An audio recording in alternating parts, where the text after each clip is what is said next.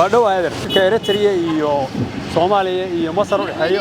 madaxweynaashooda ka furan Asmara fikirkayga anigu aan ka qabo waxa waaye inagu Soomaali baana Eritrea xad ma wadaagno Masar xad ma wadaagno danaha is sursuran ee geeska Afrika ka dhaxeeya ama mandaqadan Carabta tusaale markaan soo qaatay ninka la yiraahdo Abdulcasiis Siisi oo kale oo Masaariga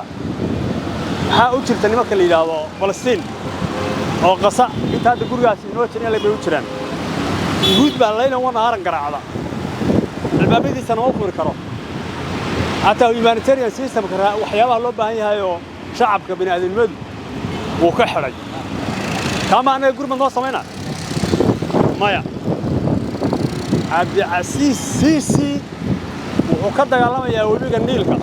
oo Itoobiya isku haystaan inuu marka anaga noo soo dhex maro oo yiraahdo Soomaaliya jilicsan oo crossfire anagu u galiyay dagaal laba geesooda isaga Itoobiya dagaalka u dhaxeeyay noo soo raro oo caasimada Soomaaliya mid soo raro absolutely haram way shacabka Soomaaliyeed inuu magaciiseeyo maaha Itoobiya colnahay xaga ay noqonaya Itoobiya waaban colahan jiray waa dawlad facaweyn xuduud waxaan la wadaagnaa ilaa 500 kilomitir ama 600 ama 700 kilomitir waxaan dagaal adag baan dhex maray oo sabab oo kala ama dagaal kala magac baxay ogaadeen ويران waxaa ku dhintay Soomaaliya ruux laakiin xilliga dawlad baan lahayn meel socota dawlad xog badan baan lahayn hadda sabaan u jiray wax ka yar 300 200 kilomitir taangiga Soomaaliya u jiray lagama hadlay marka 1977 waxa laga hadlayaa 2024 baa hadda laga hadlayaa waxa anaga noo dhisan maxaan haysanaa yaan alliance la geli karaa yaa noo roon yaa noo dar inuu kala garawayna maaha Masar waxba nooma hayso Itoobiya inay nagu dirtay rabtaa tabaran Itoobiya iska difaacna ma haysanaba taanka Itoobiya hadda saaka soo dhaqaaqo aad halkan u imanaya yaa ka difaaca waan hubaa inaan cid ku celinaynin hadduu soo dhaqaaqo taanka Itoobiya 1 milyan oo ciidan haystaa oo qalabka casriga ah adduunka hadda isku laayay ku hubaysan Masar markii inay nagu cariso was meel ku jiro oo ku qaniini rabeen haddaad cariso oo meel iska hurda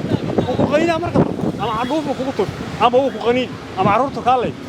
marka hadaadan diri karin oo madax ka goynin waa inaad iska deyso oo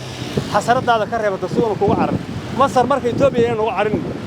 waxaan soo qaadanayaa tusaale soo qaadanayaa Soomaaliya ma burburay 1991 ma burbur caruuraha xadka ka gudba oo bariyan Carabta wadan askar gudba oo Carabta u taariikh iyagoo jeebeysan baa garoonkan soo xiran baa lagu soo daadin jiray maadan dhalin baa lagu doonaya bariga iyagoo jeebeysan la dib loo xiran oo xataa boorsada laga reebtay yaa garoonbadan oo xiran baa lagu soo daadin jiray Hargeysa iyo Muqdisho Itoobiya qaxooti baa galay way ku nool yihiin xagga ka timaadeen lama dhig dalkiina baa burburay lama dhig dib aad loo keenay lama dhig ilaa hadda way ku nool yihiin saraan ay ku leeyihiin Kenya waa sidoo kale Masar waxba loo haysta Abdulcasiis Siisi yaana lagu magaciisinaa lagu xoqin Itoobiya yaana lagu dirin Itoobiya hadday colahan jirtay cadawga Soomaalida xukuma badan ama waa la sabaa ama waa la sugaa Itoobiya markaan u tabtaysano oo iska celin karaa waan iska celinaa laakiin hadda xawaa normaal oo sanaba Eritrea Soomaaliya abawar col ma anaga Soomaali col ma aniga aniga iska shaarba waa mid qaalaho cid doona madax ku dhufta laakiin anaga col ma dadaan col lahayn anaga yaan Abdulcasiis Siisi col nooga dhigin wabillahi tawfiiq ma